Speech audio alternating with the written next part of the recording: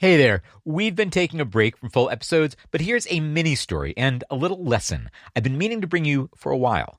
Because when you get a big medical bill, you are often being yanked into a rough game with super complicated rules. And the other players are these big, experienced professionals. And they got tons of training and coaches helping them from the sidelines and often very chummy relationships with the refs. I'm talking about hospitals and insurance companies and anybody else who's involved with that medical bill. And us, we're like, wait, what is this game even called? What are the rules? Did I just get fouled? What is going on? So, this story is from the Bill of the Month series that our pals at Kaiser Health News do with NPR. I help out with a bunch of those, but I do not always share them here because, honestly, a lot of them are more enraging and terrifying and depressing than entertaining, empowering, and useful.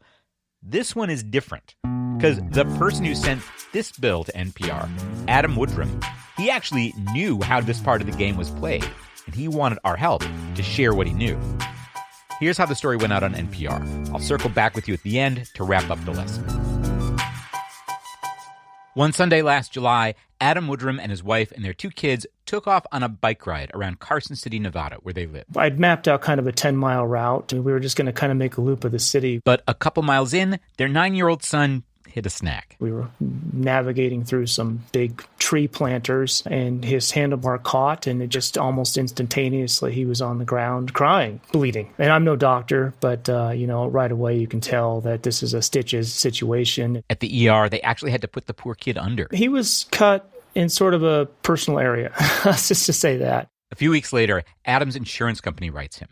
The total charges are $19,000, and they say you are on the hook for all of it. It's just ridiculous. And in the fine print, it said, we're denying this claim, but we could reconsider. Quote, you will receive an accident questionnaire in a separate mailing, or you may go to website blah, blah, blah, or call this 800 number, or email subrogationnl@attorneys.com. And it's clear as mud, right? But to Adam, it makes sense. The insurance company is trying to see if there's a way out of paying this bill. See, Adam's a personal injury lawyer. Accidents, insurance claims, this is his everyday professional world. I mean, this L&L attorneys, I work with them probably once or twice a month. I have their email addresses. I mean, I know who they are. And he knows what subrogation is. For the rest of us, it's sub like substitution. The insurance company thinks maybe somebody else should be on the hook for this bill and sub out for them in paying because there's been an accident. It's basically a contractual right. Like if you were rear-ended, the other driver or their insurance should be responsible. So the health insurance company is trying to get Adam on the record. What happened? Is there somebody else maybe on the hook? Please sign here. Health insurance companies hire law firms like this L&L outfit in Ohio to make sure you jump through the hoops. The law firm sends out their own letter with the questionnaire. Adam kept an eye out for it, filled it out right away. I knew exactly what to expect, and I knew exactly how to handle it because I know how to operate the system, but I, from experience, know that other people do not know how to operate the system. Other people like his clients. People just simply have no clue what subrogation is or what that means. You get a letter from a lawyer in Ohio that says, hey, we need you to come to our website and fill out some paperwork or we're not going to release your claims to be paid. And you go, well, nuts to you. I don't have any idea who you are. So people ignore those letters and their insurance doesn't pay the medical bills and they end up in collections. He thought sending in his bill would be a good way to give more of us a heads up. For NPR News, I'm Dan Weissman. Man, I love it when insiders come forward to help us out. On the NPR segment, we got the lesson wrapped up for us by Elisabeth Rosenthal, the editor-in-chief at Kaiser Health News. While the insurers are duking it out over who will pay, the hospitals and doctors are often sending patients bills and threatening them, and maybe even threatening collections. So I think for patients, the first is our perennial lesson: don't just pay the bill. Take action. Fill out the forms they send you. Be clear about what happened. This was just a kid who fell off a bike. And let the hospital and doctors know why you're not paying the bill so they won't go after you. Also, if you have to fill out your own claims forms, beware of that little box we often see that says, was this caused by an accident? What that means to an insurer may be, hey, maybe we don't have to pay, which is not what you're thinking when you check that box. Look, I'm not going to lie. This whole subrogation thing, it is just one of a million little rules, a million ways that other players could trip you up. And we're not necessarily going to win by trying to memorize these rules one at a time. But there's a kind of nerdy pleasure in learning what a weird word like subrogation means. And each one of these things does give us a little power back, and it helps us learn the logic of the game.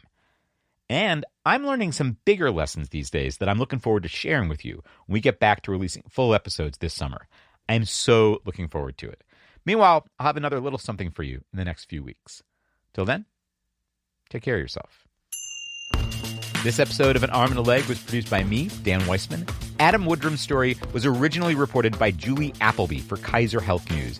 Edited for NPR and KHN by Jane Greenhalgh and Diane Weber, and by Marion Wang for this release. Daisy Rosario is our consulting managing producer. Adam Raimunda is our audio wizard. Emily Pizzacreta is our awesome intern. Our music is by Dave Weiner and Blue Dot Sessions. This season of An Arm and a Leg is a co-production with Kaiser Health News. That's a nonprofit news service about healthcare in America. It's an editorially independent program of the Kaiser Family Foundation. Kaiser Health News is not affiliated with Kaiser Permanente, the big healthcare outfit. They share an ancestor, this guy Henry J. Kaiser, who had his hands in a lot of different stuff. He poured concrete, like for the Hoover Dam. He built a chunk of the U.S. cargo fleet for World War II. He made cars, all kinds of stuff. When he died more than 50 years ago, he left half his money to the foundation that later created Kaiser Health News. You can learn more about him and Kaiser Health News at armandalegshow.com/Kaiser. Diane Weber is national editor for broadcast, and Tanya English is senior editor for broadcast innovation at Kaiser Health News. They are editorial liaisons to this show. Thanks to Public Narrative, a Chicago-based group that helps journalists and nonprofits tell better stories, for serving as our fiscal sponsor, allowing us to accept tax-exempt donations. You can learn more about Public Narrative at www.publicnarrative.org. Finally, thanks to everyone who pitches in financially to help get this show made. You can join us at www.armandalegshow.com/support. Thank you.